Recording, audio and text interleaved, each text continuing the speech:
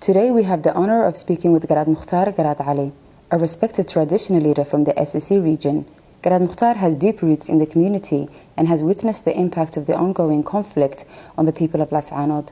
In this interview, we will ask him to share his insight on the current situation and the humanitarian crisis that the city's residents are facing. Hello, Garaad Mukhtar. How are you? Hi, Tusmo. Alhamdulillah. How are you? Welcome to my residency. Glad that you made it out of your busy schedule.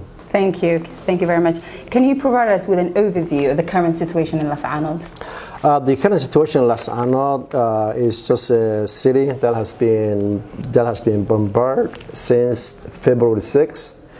And even though the level of damage and the number of casualties may be different on a daily basis, one thing is consistent. Consistently, we did not miss an attack each and every single day since February 6th. Even as of late as today, we had a number of weapons that have been fired on us. I'm not sure exactly the extensive damage that has been caused. Yesterday we had a few people that have been injured, and I think there were some people who lost their lives as well. So we're in a war zone, basically. Okay. Can you estimate the number of casualties since Somaliland attacked the city? Since the February 6th, the number of deaths toll, as of my last knowledge, were more than 180 people. The number of damage and injuries or wounded were more than 1,180, and not including last few days since I was out trip. But the number is scattering. Okay. And in your opinion, what are the underlying causes of this conflict? The right to freedom, basically.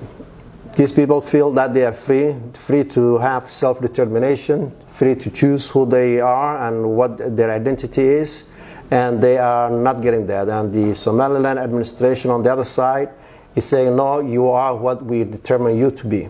And that's basically the bottom line, and that's the basis of this conflict that's been happening, where the Somaliland administration is trying to oppress and pressure and by force to make these people be what they want them to be, to give them to determine their future. And the people are saying basically locally, enough is enough. We are who we are, and we have to take this this land and our identity to be who we are. Okay. Which is basically under the Somalis. And we are Somalis. We belong to the Somali federal government. That's our flag. And that's what our great-great-fathers fought for.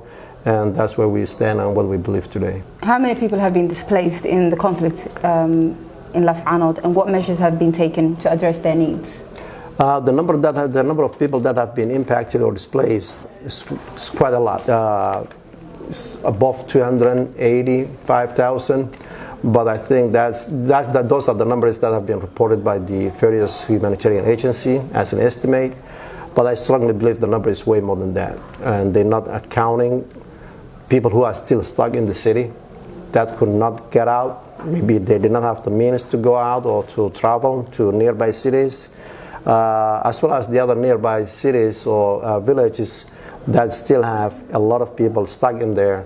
So those people are not being counted, in my opinion. But if we truly look at the number of people that have been affected is quite a lot. I would say easily above 500,000.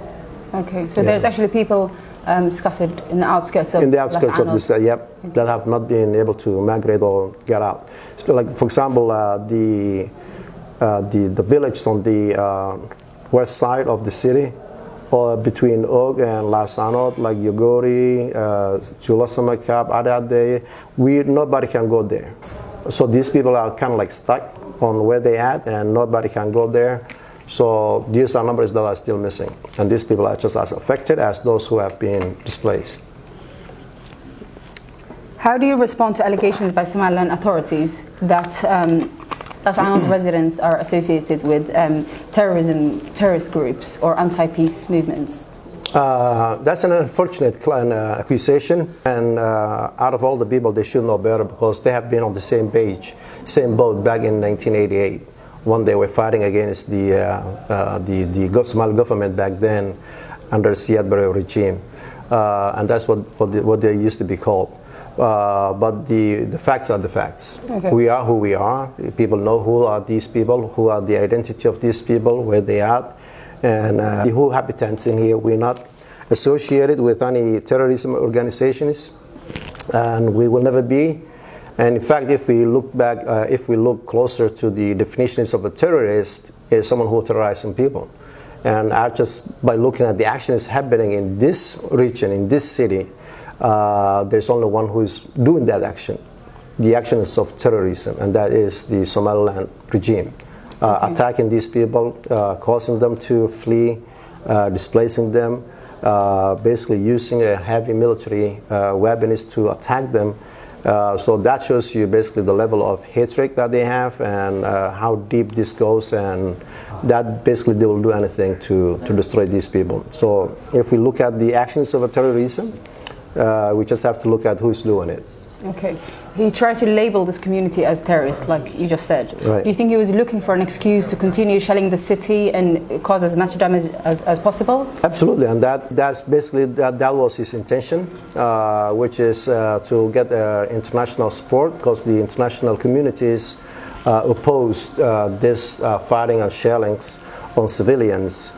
So for him to get support, that basically was his narrative to use. But unfortunately, the international communities and everyone else around the world and locally can basically see the facts and on their own, and they can make their own decisions, and just let's not go by what someone said.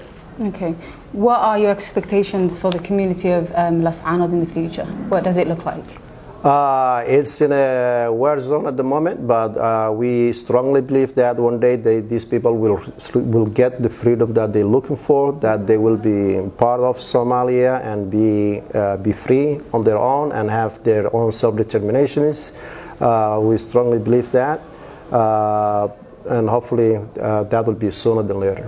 Thank you, Tusmo. Welcome to Las ANOD, and hope you will get a better experience next time. You'll have a straight flight from UK to Las ANOD, hopefully. Thank you. Yeah, thank you so much.